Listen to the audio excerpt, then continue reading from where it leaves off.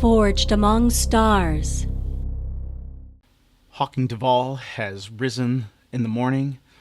He straps on his belt around his worn work pants. He makes sure his scanner and his knife are securely on each hip within their holsters. He laces up his worn work boots. He puts on his double-breasted dark blue shirt over top a white undershirt. He buttons the buttons and lets the top flap hang over, exposing white underneath. He picks up his worn leather shoulder holster where it hangs on a hook on the wall in his quarters of the newly refitted Shard of the Sun. He takes the holster, slings it over his shoulders, adjusts it, makes sure the sidearm and the ammo pouch are in perfect position so he could grab them at a moment's notice. He goes to another hook along the wall and he picks up his brown leather coat and puts it on over top, making sure that the holster is totally concealed. He then turns and looks into the small mirror and checks his appearance. Hawking Duval has a big meeting today, and this meeting carries extreme consequences. Welcome to Season 2 of Forged Among Stars. This will be my setup here for the season. As you can see, I am using Roll20. I have entered the character sheet. If you don't understand what I am doing here, I have videos recapping Season 1 and my character, the sector, and all of that on my YouTube channel, Dicegeeks. So check those out. I will be proceeding quickly, and I will assume you know many of those things. So let's go ahead and dive in. So what is happening here is that Hawking Duval is on a space station. It is an orbital station. It's called Lodestar, and he is about ready to swear some iron vows to go to the planet's surface to recover an item for these people here on Lodestar. So just a few things kind of quickly to get caught up so we can get into making some moves. I realized that Hawking was not fully healed before the beginning of Season 2, so I went ahead and rolled that. I got a strong hit plus a match, which means an opportunity appears. So what I interpreted that to mean was that he made a connection.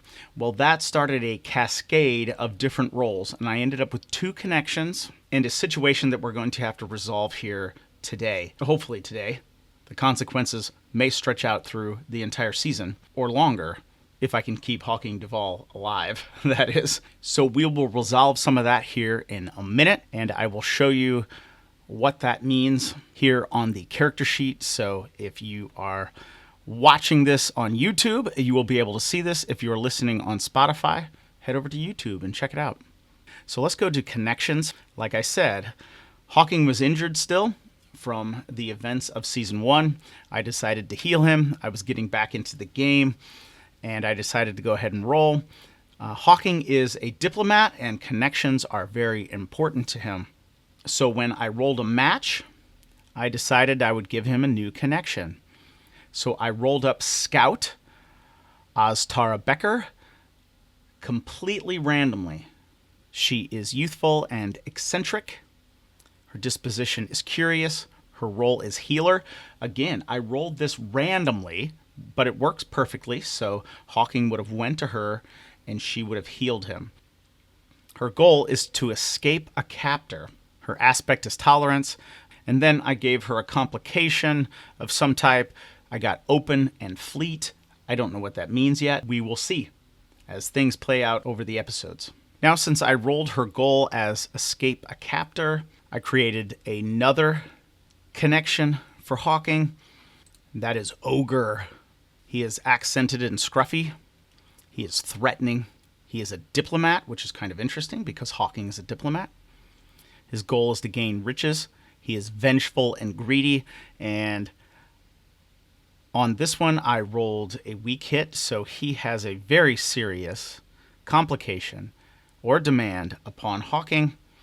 It has something to do with an inaccessible mineral. So what I'm going to do here is that Hawking is going to swear a vow to Scout to help her escape her captor. And then we will see how this plays out since Ogre is her captor.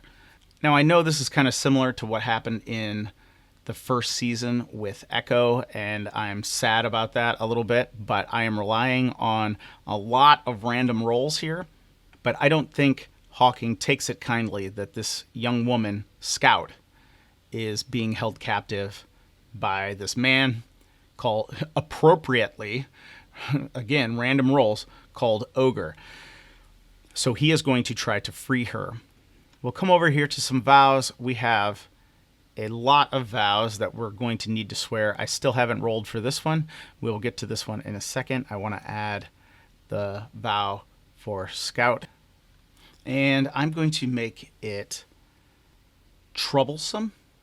I don't know. That may seem a little cheap, but I'm going to have a lot of vows to keep track of. I think freeing her is going to be the easy part because Ogre is going to have an ask. So I'm going to make it troublesome right now, and we will go ahead and we will check this out, and we will swear an iron vow.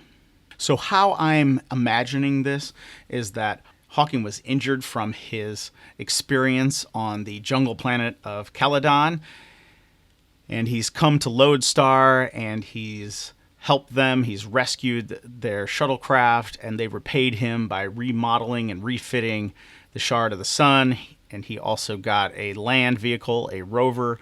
And so at one point, he asked to visit a healer, and he was sent to a young woman who is probably like 22, 23 years old, who goes by the call sign of Scout, and she healed him, and she told him that she was being held captive and that she wanted to escape her captor.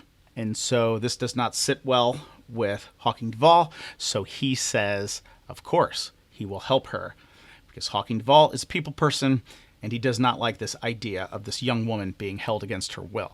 So we are going to swear an iron vow.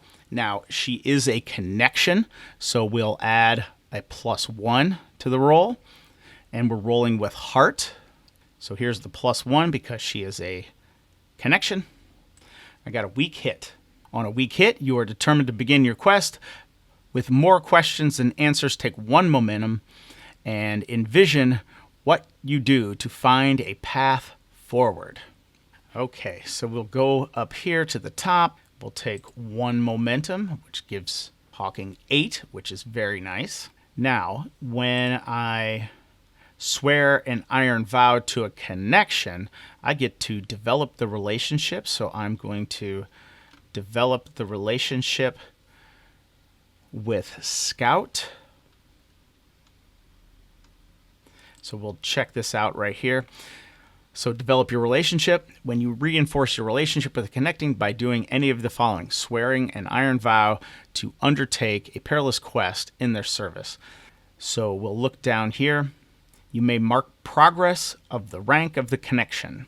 So we don't even have to roll unless we share a bond, and we don't share a bond. So I'm going to go back to connections, go back to Scout here, and I have made this dangerous, so that means I get 2 full boxes on Scout's relationship there. Now what I am envisioning is the complication here, since I got a weak hit on the vow, is that Hawking has to confront Ogre, of course, because he is the one who is holding Scout captive. So he has asked that Ogre be present at this meeting this morning when he is going to talk to the administrator of Lodestar about going to the planet and helping them reclaim a relic from the crashed high-tech ancient starship that they have been trying to get inside of with no success. And before we move on, just a few things from Season 1 to kind of clarify. I had been using bonds in a very kind of loosey-goosey manner as opposed to what it talks about in the rule book. In the rule book, it talks about when you create a bond with somebody, like there's a ceremony, like you're getting married almost. I wasn't doing that. I mean, frankly, because I didn't understand the nature of bonds, and I just wanted to make some rolls, and I just wanted to do some things with the game system. What I will use bonds for is kind of like when somebody becomes a very personal friend, and the people share their dirt side names in game parlance. They will share their real names with somebody instead of just their call sign. So that's how I'll be using bonds. There is later on something called a bond mate, which is like a spouse. If we get that far, we'll get into that. But so far, bonds, I'm just using that as a kind of a strong or a personal friendship where at least you share your personal names. So that's how I'm using bonds. Also, I had a little bit of romance between Hawking and Dancer, or Echo Carr, as her real name is. They went out to dinner and he kissed her hand and such like that. I'm going to cut that.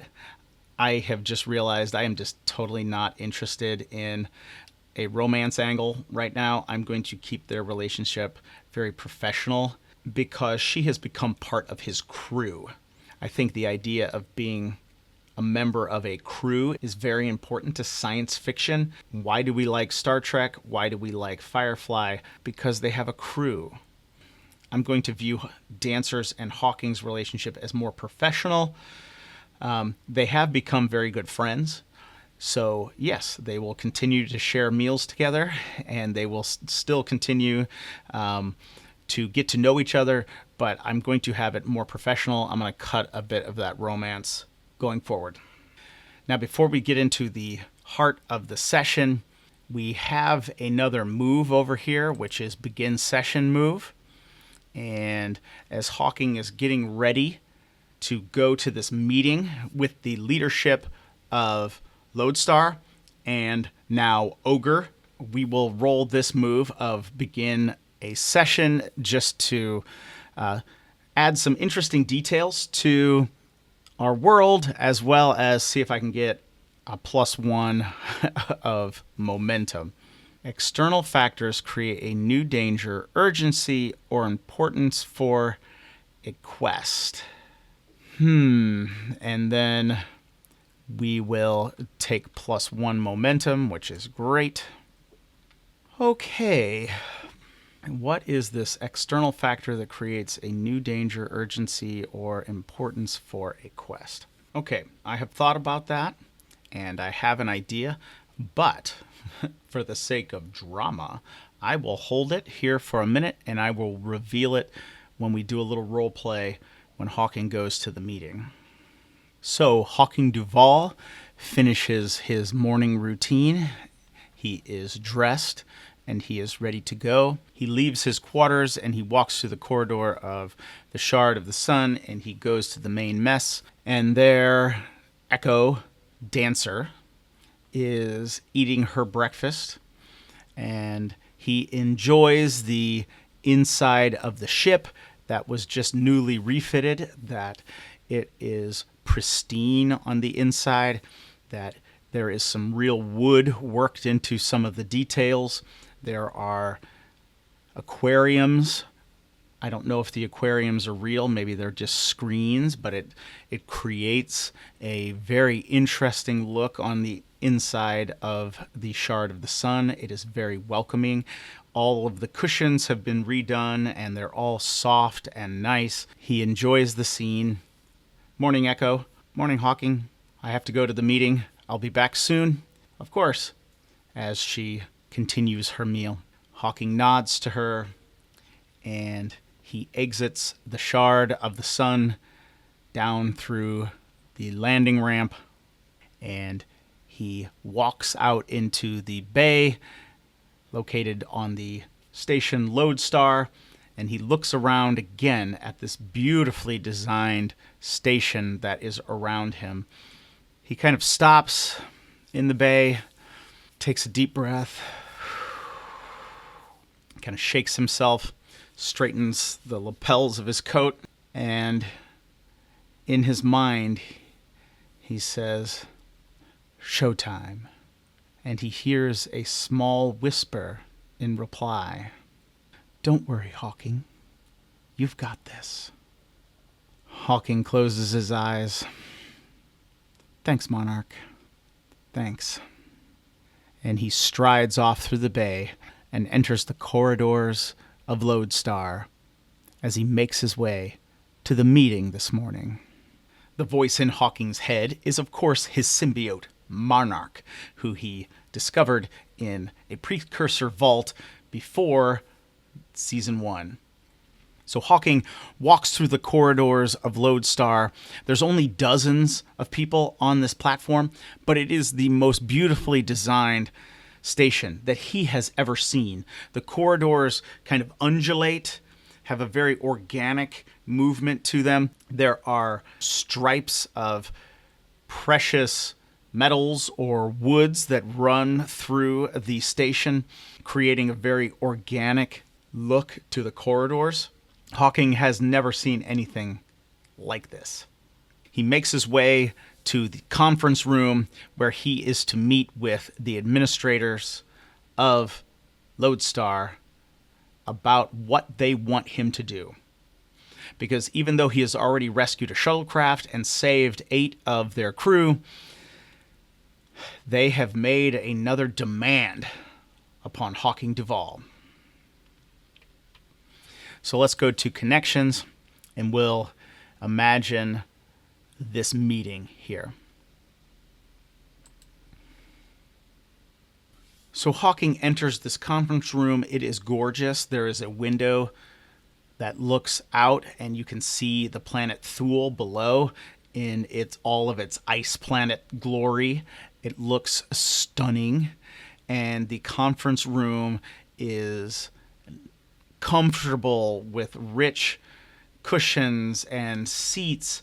And I'm kind of imagining, I'm trying to mix cultures together.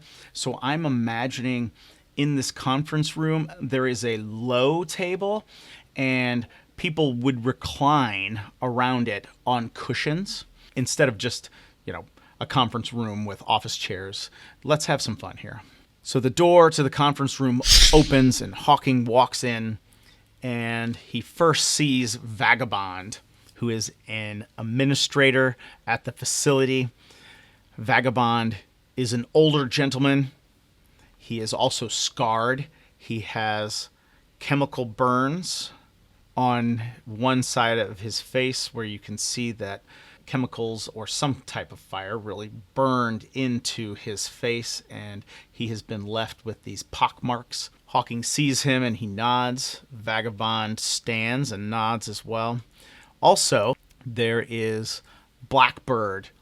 He is large and imposing. He is the technician or the engineer that was on the shuttlecraft that Hawking rescued, because I'm figuring he is an important member of Lodestar. I'm going to imagine that there are a couple of other administrators or key personnel from Lodestar there as well, but we're not going to go into who they are at this moment because I have way too many people to keep track of, and we're only going to get more as the season progresses, I hope. So that is Blackbird. He is there. He wishes to talk to Hawking as well. And then, of course, Hawking had asked for Ogre to be present. This will be the first time that we meet Ogre.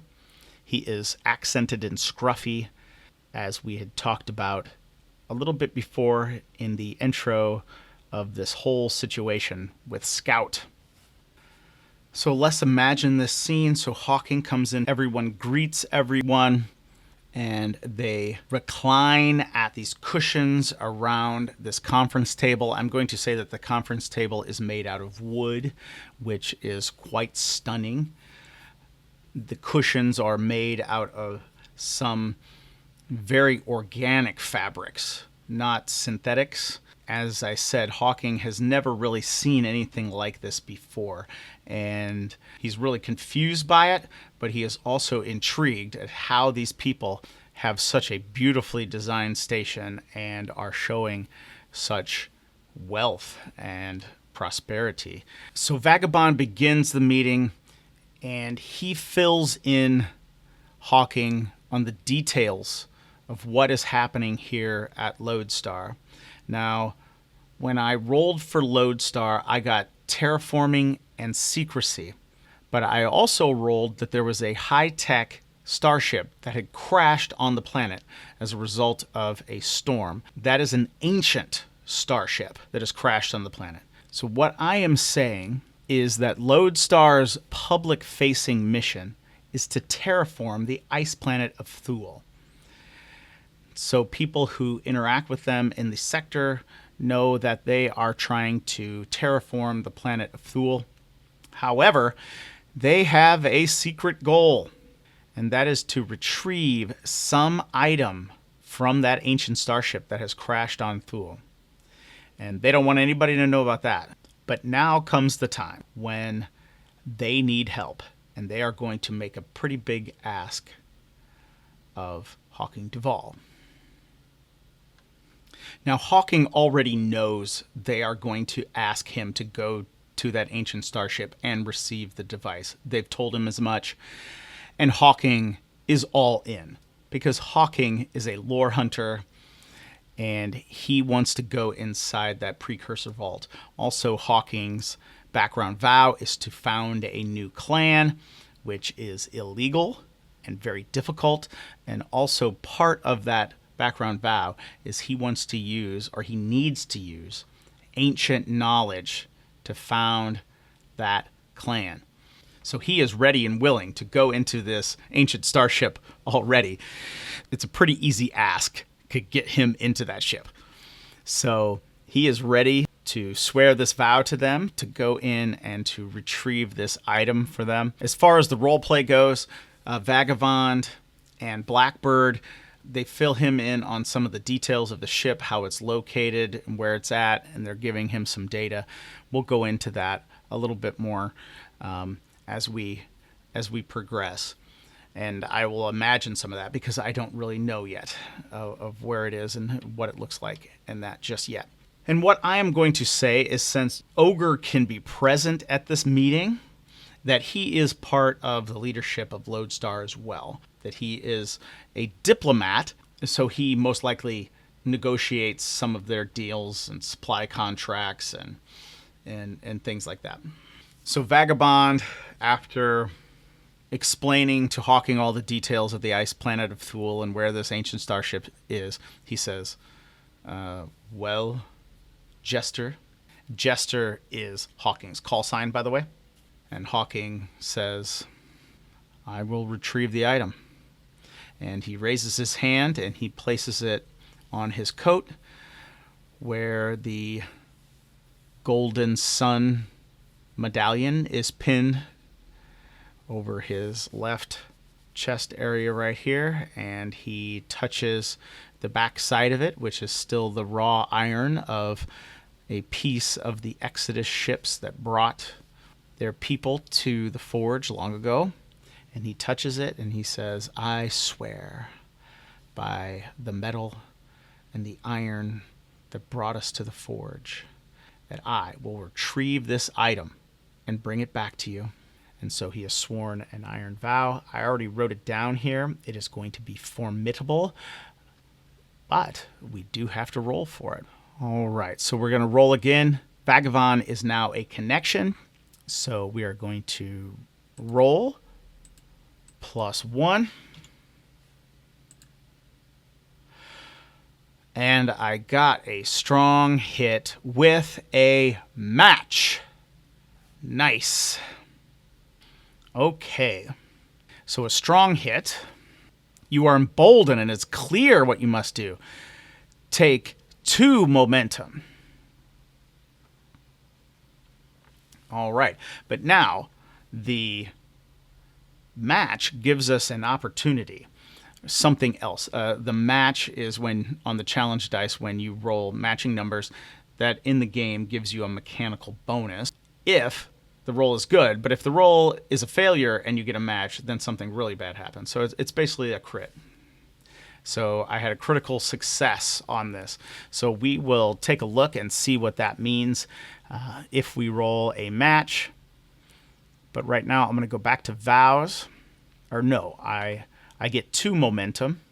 So that's a plus 10. So that is very good. We have built up this momentum. We're going to need it when we go into that ship. I guarantee it. All right, so I already wrote down this vow. I set it at formidable because it is an ice planet. It is an ancient vessel. I am sure there are dangers everywhere, everywhere. So that's why I have made that formidable.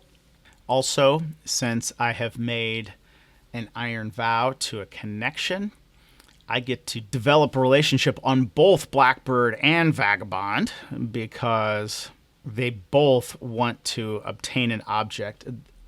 And again, that was rolled randomly. So this is how this game works, and why I love random tables so much is because sometimes they can just open up new story possibilities. That's why I make random tables. My books are random tables. That's why I make them. So I'm going to go ahead and develop the relationship. I think I just mark, right? Do I just mark progress? Let's see. Yes, I just mark progress. I made them both troublesome. So that means I get 3 boxes on each. They are very happy that Hawking Duval is going to try to get this object for them because they are having a hard time trying to get down to this planet to do so. So they are going to pass this off to this crazy guy who's willing to go down and risk his life just to poke around in an ancient starship. Now I'm going to add the situation with Ogre. So Hawking Duval has asked Ogre to be at this meeting, and I'm going to imagine that Hawking turns to Ogre, and he says, Ogre, the matter of the young healer scout. Ogre is this scruffy looking man, very unsavory looking. I'm imagining, his hair hasn't been cut in a long time, not even combed in a long time. His beard is scraggly and long. His clothes are disheveled. Ogre smiles. And now, because the game hates me, it gave me accented. So I'm going to try an accent here and see what we can do. Yes, the young healer, scout. And just what is it that you wanted to discuss about her? Hawking takes a deep breath and he kind of looks around the table, these other officials looking warily. What is this stranger doing now? And Hawking Duval says, she has indicated that she wishes to leave your employ. And Hawking puts kind of that extra emphasis on the word employ because Ogre is not employing Scout. He is holding her captive. But Hawking here is trying to be diplomatic, even though Hawking doesn't like this in the slightest. Ogre, the diplomat, smiles. I see. Well, I'm sure something could be arranged. You see, I need something from the planet as well. Our scans show that there is a mineral underneath the surface where the ship is crashed. Bring me back a sample, and the matter of Scout will be resolved. Hawking leans back, nods. Sure, of course. I will get you a mineral sample while I'm down there as well. And are you wishing to hold Scout until it's complete? Ogre smiles again. This, kind of like a creepy, unnerving smile. No. She can go with you because you know what I require. Hawking does know what this man is talking about, because there is something so sacred. There will be no double crossing. Hawking raises his hand, puts it on the piece of iron that looks like a sun, puts his hand on the back to feel the cold iron of the Exodus ship, and says, "I swear I will bring you a mineral sample back from the surface of Thule."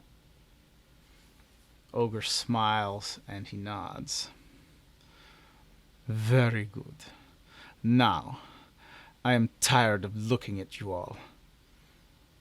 And he gets up and he leaves the room briskly, and everyone shares an uncomfortable glance.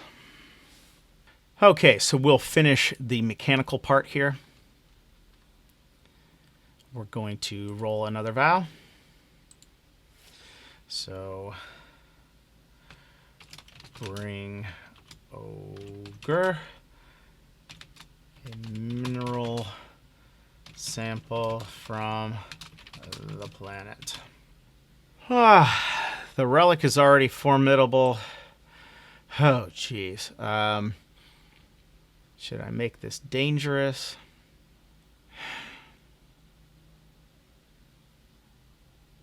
Guys, come on. I think it should be formidable as well. I don't know how I'm going to do this, but I think it's going to be formidable. On the vow here, to free Scout, I'm going to go ahead and mark progress that he has made the deal. And again, I'm kind of just going on my own interpretation of how some of these vows and different progress bars work. I've read some things from the game and read some posts online about people who are playing, but still, there's always just this little self-doubt of if I'm doing this right or how the designer had intended. But this is how I'm doing it. It should be fun. Forged Among Stars will be right back. Subscribe to the Dice Geeks Insider, a weekly RPG newsletter. Links below. Forged Among Stars. Okay, so we're going to jump ahead a little bit. The meeting breaks up. Vagabond and Blackbird are happy that Hawking has made this vow to get this object out of the starship. Hawking goes to Scout's quarters, or her little clinic that she has where she's been healing people, and he says, "Scout." She sees him, and she's kind of eccentric, so she kind of waves, "Chester!" Kind of in a weird, almost anime way, maybe. And he says, "I've discussed our little matter with Ogre, and he's agreed. You may come with me."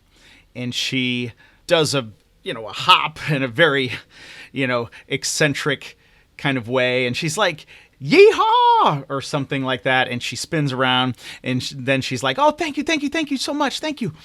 And she goes and grabs a few of her items, and she packs a bag really quickly. And she goes off with Hawking, and Hawking takes her to the Shard of the Sun. And they board the vessel, and he has informed Dancer of all of this, so when he comes on board, Dancer takes Scout, and she shows her to one of the empty crew rooms that had been just some random storage or just even partially sealed off that Hawking hadn't needed to use or hadn't used in quite a while. But now that it has been refitted, and Scout is very, very happy. The room is very small, but Scout is very happy, and she sets about setting her things up in the room. This also requires a develop relationship, I think, for Hawking and Scout. So there we go with that. And I'm also going to say that this actually will mark progress here on Free Scout, because Hawking Duval has moved her out and now has her on the Shard of the Sun. So if something goes down and everything goes wrong, he could just leave with her, and she would be free of Ogre. Now, that might cause a lot of complications, but she would be free. So I'm going to mark progress. There we go. Progress marked. And Hawking now is going to prepare to go down to the planet's surface. Now, Thule is an ice planet, so he is going to need some gear, like parkas and things like that. So we are going to look over here at some adventure moves. The first one that I see right off is he is going to have to check his gear to see if he has the right gear to go down on this planet, because it is a formidable ice world. So we're going to roll this here against Supply. Fortunately, Supply is +5 because Lodestar was grateful. He saved the shuttlecraft, so they have given him supplies, and he was able to resupply. So we are going to roll against Supply. Is it +5 already? Or do I have to add +5? Well, I'm going to roll, and if it's not +5, we will see. All right, we got a strong hit, so that means that I have what I need, and I am ready to act, and I take +1 momentum. I am full, however, so we are at +10, so that's kind of just a wash right there, but I have all of this gear, so I'm imagining he goes back into the Shard of the Sun to like a storage room. He opens the doors, and there's these lockers, and he opens them up, and there's parkas, and there's winter pants, and there's gloves, and so he has all of that. He has all of his gear, and I'm going to say he has enough for Scout and Dancer, if that's what's needed. So that's all good. He is ready to act on that. So there are a few things that I do have to resolve here, and it is hard to keep some of this kind of straight in my mind, but I'm taking some notes here. So when he swore the Iron Vow, wait, did I forget to roll the Iron Vow? Well, I got a little mixed up here. I rolled an Iron Vow, but I've only have one. So this was swearing. Let's clean up a few things. I think I got a little out of order here. There's a lot to keep track of, guys. So please just hang with me. If anybody is listening or watching, I would really appreciate that. So just kind of hang with me here. This is a lot to keep track of. Also, I'm still trying to learn this game. I know in Season 1 it was really difficult because I was just reading the rules as I was playing in Season 1. Now I've had a chance to play the game several times with a group of friends on a couple of different occasions using a GM-less system, which was great. We all had a blast doing that, so I am more familiar with the game now. I think I forgot to roll for this Iron Vow for Ogre's Mineral. So I will come over here and swear an Iron Vow. Ogre is a connection. So I got a strong hit on the vow, and I would get momentum, but I am already maxed. The other thing that I need to do, is then I need to develop my relationship with Ogre. So he is formidable, so that means I just check one full, is it one full box? Yes, it's one full box for formidable, so I get to check that. There are two things that I really have to resolve right now, and that is the match that I rolled on the vow to help Lodestar recover a relic from the planet's surface. So I rolled a match on that, so that means it opens an opportunity. So something very interesting is going to be revealed with that. I'm going to keep that one in mind.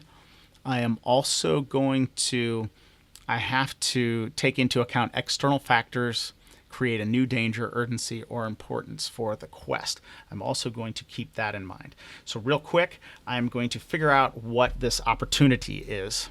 Okay, so what I'm going to say is with that match, I am just going to be able to mark a box on the vow here, because Lodestar had been trying to receive data on the crashed vessel. And when Hawking arrived in the system, the shuttle was crashing. But the engineer, Blackbird, stayed on board with Hawking to get data out of their computer and transfer it over. And that data is going to help Hawking be able to locate the object. So we're going to get a tick on that box there, or a full box, because it is formidable. So we got that one marked. That was the match. The external factors. If we go up here to connections and we look at Vagabond, his role is to resist a faction.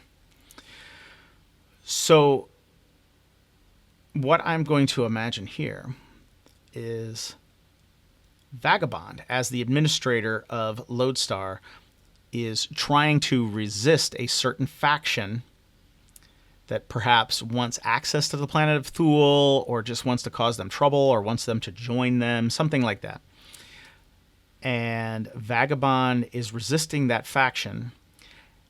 However, this faction is going to cause some problems. And what I'm going to say is that Lodestar picks up a signal that one of these faction ships is headed their way. Now, this probably wouldn't be too unusual, but it does complicate matters. And we'll see how that affects Hawking. But first, let's create a faction. And they have some nice rules in the rulebook. I'll pull up the rulebook real quick. So here we go. Here is the rulebook. So we're going to roll percentiles. We'll just come over here in roll 20, which has a nice little die roller here. So we get a 50. We'll check this out. Up here, it is a guild. So there's that one. We're going to roll again. 90. Down here on their influence, dominate. Far-reaching influence across many sectors. Oh, this is weird. Okay. Going to roll again. I got a 99. We'll come down to this next page. 99. Wealth. Or no. That's for Dominion. Oh, sorry. Yep, that's for Dominion. So the guild, 99. Roll twice. So 65, 89. 65. Fated or prophesied. No. I'm reading the wrong thing again. Sorry. Guild. 65. Mystics. And what was the other one? 89. Spies. Okay. So we have a guild of mystic spies. And what is their project here? Okay, so now it says you can roll once or twice. 85 and 9. So 85. Seize rival territory or operations. And 9. Consolidate control of a valuable commodity. Okay. What in the world are we going to do with this? Now we are going to roll for the faction's name, I believe. Or, well, oh, okay. So first we got relationships. Sorry, guys. Sorry. Okay, so we're going to roll there. Oh, let's see. 55. Shares a rivalry with, I guess, another faction. Probably the faction that is running Lodestar. So I'm going to have to roll for its faction as well. So let me kind of mark these down here. We're going to go down here, and we're going to... It shares a rivalry with the faction that is running Lodestar. So now we need to name our faction. We got a 52. Legacy, then identity. So we're going to roll on the legacy chart. 61. Radiant. Then we need a roll on, what was it? The identity. So I got a 95. So come down here to identity, 95. Wraiths. The Radiant Wraiths, which is kind of hard to say. Now we'll come down to faction quirks, 17. Conceals individual identity. Let's roll again. 69. Resolves disputes through formal duels. Oh, great. Nice. This is going to be great. Is there anything else? Faction rumors. Okay, let's get a couple rumors going here. 66, 46. 66, plagued by infighting and low morale. Okay. What was the other one? Oh, geez.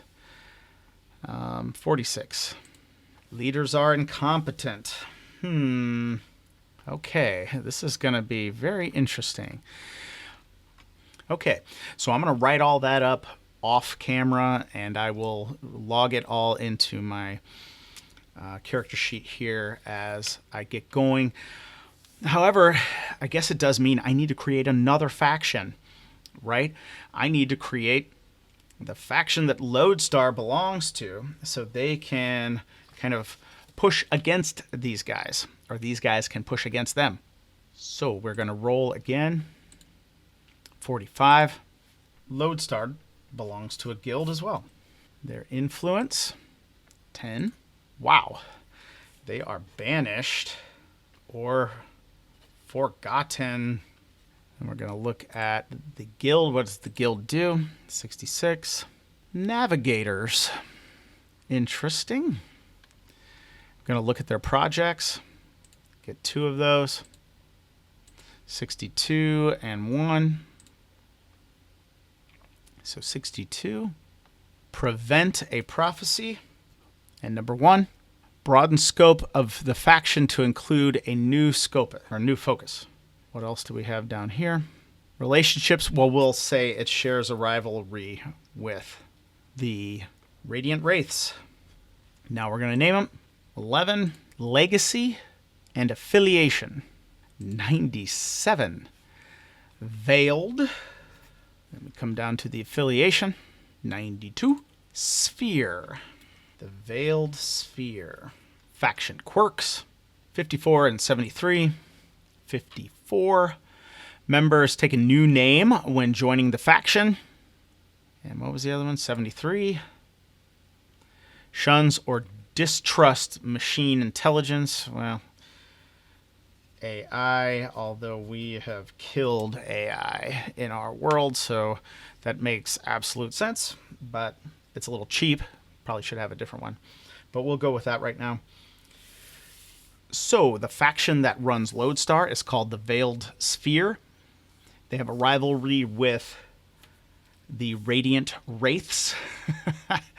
And the Radiant Wraiths stretch throughout sectors, but the Veiled Sphere is banished or forgotten. Quite interesting what's going to go on with these 2 factions here as Hawking is caught in the middle. And here is how I envision what happens next. Hawking is in the storeroom of the Shard of the Sun. He checks his gear. He has parkas. He has all this winter gear that is just perfect for exploring the surface of Thule. He comes out of the room. He is kind of on a high. He is also very excitedly nervous because he potentially has overextended himself by accepting a vow to go down to the planet as well as to free Scout. So he may well have overextended himself. He comes into the mess, and I'm going to say Scout and Dancer are there. He addresses them, and he says, okay, listen up.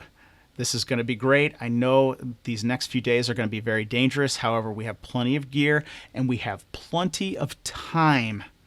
So Dancer, don't worry. I know last time it was a little rough. We had to hurry because of the earthquake, but this time we don't have any of that. We have all the time in the world. Just then his communicator beeps, picks it up, and he answers. This is Jester. And the voice on the other side is Vagabond, and Vagabond says, Yes, Jester. We've had a complication. There is a ship approaching Lodestar, and they are a rival faction.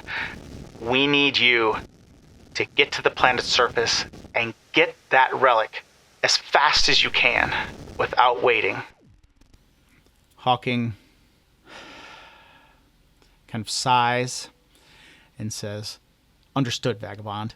I will get it as fast as I can." He puts the communicator down. Scout and Dancer share a knowing glance, and then Dancer looks at Hawking and says, "Plenty of time, And Hawking says, "Please don't rub it in. Let's go." Thank you for listening to Forged Among Stars.